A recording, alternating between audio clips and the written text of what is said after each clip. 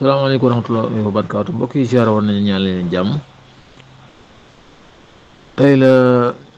samedi 12 octobre 2024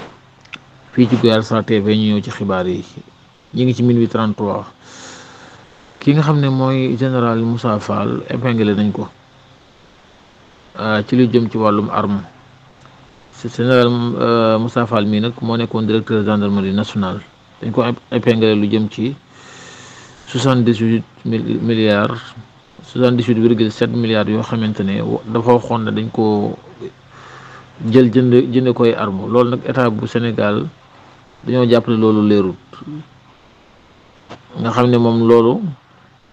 épinglé nañ ci Moussa Fall parce que yéen a cee ibbi ay enquête ki nga xam ne mooy Cheikh Dieng l'ex DG bu ONAS moom convoqué nañ ko section recherche lundi à 16h moom mi fi jiitoon ONAS sañu dàq ko bu yàggut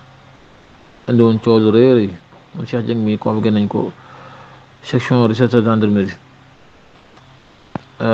ki nga xam ne mooy Lac de Guiers numéro 2 ak Ada Fass Gaston Production taxawal na ko kon ñu ngi ci làmb ji.